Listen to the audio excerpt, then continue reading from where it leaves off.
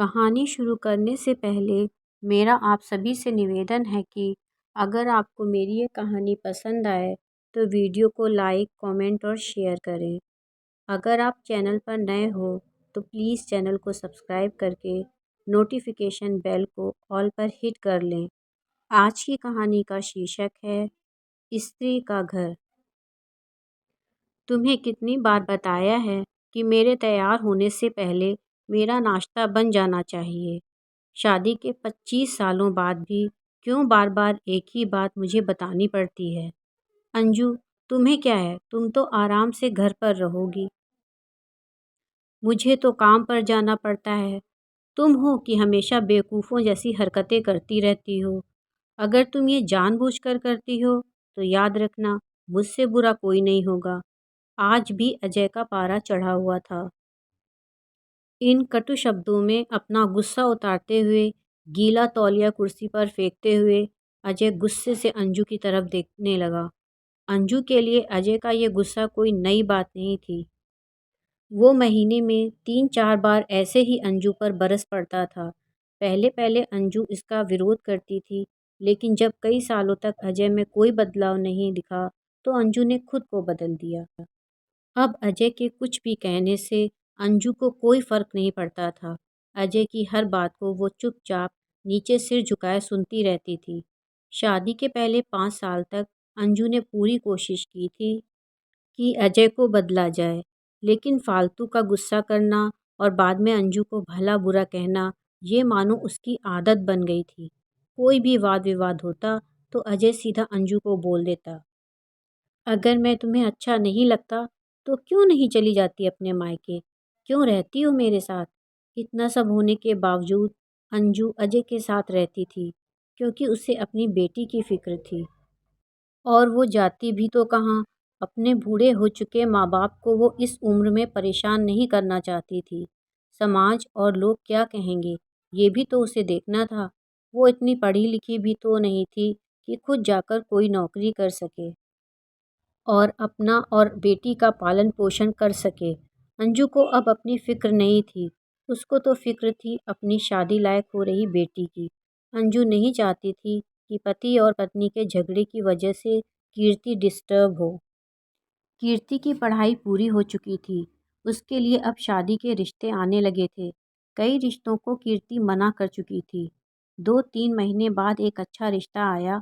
रिश्तेदारों और पहचान के लोगों ने भी लड़के के बहुत गुणगान किए थे। अजय एक दिन अपनी बेटी के पास बैठकर उसे बताने लगा, कीर्ति बहुत अच्छा लड़का है, पढ़ा लिखा है, बड़ा घराना है, बहुत अच्छी नौकरी है। ऐसे रिश्ते बार बार नहीं आते बेटा, इस बार मना मत करना। कीर्ति अपने पिता से ज़्यादा बात नहीं करती थी। शायद डरती थी या शायद नफरत करती थी, लेकिन आज वो पूरी हिम्मत जुटाकर बोली, मुझे अभी शादी नहीं करना है पापा, मैं नौकरी करना चाहती हूँ। हाँ, तो उसमें कौन सी बड़ी बात है? मैंने लड़के से बात की है, वो तुम्हें किसी बात के लिए नहीं रोकेगा। तुम शादी के बाद भी नौकरी कर सकती हो, वो तुम्हें नौकरी के लिए परमिशन दे देगा। मेरा नौकरी करना या ना करना उसकी परमिशन पर क्यों डिपेंड रहेगा पापा? कीर्ति ने पूछा। मैं कह रहा हूँ ना, तुम्हें किसी भी चीज़ की कमी नहीं होगी वहाँ। ऐसे रिश्ते बार बार नहीं आते, इसे ठुकरा मत, बहुत खुश रहोगी वहाँ। अजय बोला, पापा क्या मैं उतनी ही खुश रहूंगी जितना मम्मी इस घर में खुश हैं? कीर्ति ने तंज कसते हुए कहा, आज तुम्हारी जुबान कुछ ज़्यादा नहीं चल रही। अजय गुस्से से आंखें बड़ी करते हुए बोला, पापा मुझे शादी ही नहीं करनी, क्योंकि शादी के बाद अगर वो लड़का आपके जैसा निकला तो मैं क्या करूँगी। मुझे आपके जैसा जीवन साथी नहीं चाहिए, जो बिना बात के मुझ पर चिल्लाए। मुझे कुछ भी अपनी पसंद का लेना हो तो 10 बार सोचना पड़े कि कहीं वो नाराज़ ना हो जाए। मेरी तबीयत कैसी भी हो, उसे परवाह ना हो। रोटी थोड़ी सी मोटी बन जाए तो घर सिर पर उठा ले, उसकी चेकबुक ना मिले तो भी मेरा ही दोष निकाले और हर छोटी मोटी बात पर मुझे मायके जाने के लिए बोले। कीर्ति ने अपना दिल खाली करते हुए पापा से सब कह दिया। अजय का गुस्सा 7वें आसमान पर था, लेकिन उसके मुंह से एक भी शब्द नहीं फूट रहा था। वो कीर्ति की बातें सुन रहा था। कीर्ति उतना ही बोलकर चुप नहीं हुई। आज पहली बार अपने पापा के सामने इतना कुछ बोल रही थी। पापा, आपने हमेशा माँ के साथ गलत व्यवहार किया है। आप अपने ऑफिस का गुस्सा बिना सोचे समझे माँ पर उतार देते हैं। कभी इस बात की परवाह भी नहीं करते कि उन्हें कैसा लगता होगा। आपकी बातें सुन सुनकर माँ ने अपना स्वाभिमान खो दिया है। अजय आज पहली बार अपने किए बर्तावों को महसूस कर पा रहा था। वो इतना ही बोल पाया, जो तुम्हारा मन है वो करो। मैं तो इतना बुरा हूँ ना? कीर्ति ने अजय का हाथ पकड़ा और बोली, पापा मुझे सिर्फ एक सवाल का जवाब दे दो।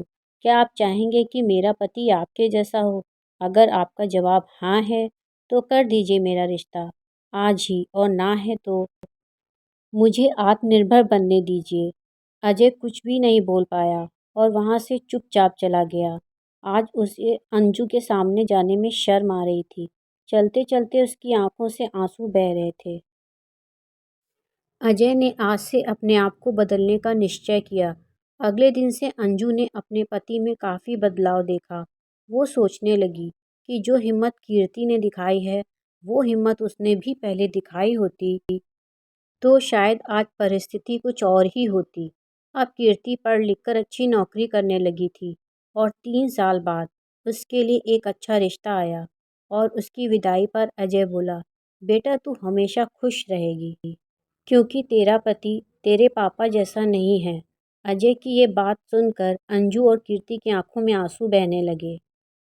मित्रों, हमारे समाज में भले ही औरतों को देवी का दर्जा दिया जाता है, लेकिन वो स्वतंत्रता नहीं दी जाती जो उन्हें देनी चाहिए।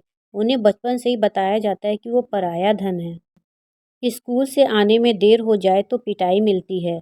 मोबाइल पर बातें करती दिख जाएं या खिड़की से झांकते हुए दिख जाएं तो शक किया जाता है। माँ बाप का घर तुम्हारा नहीं है, पति का घर ही तुम्हारा घर है।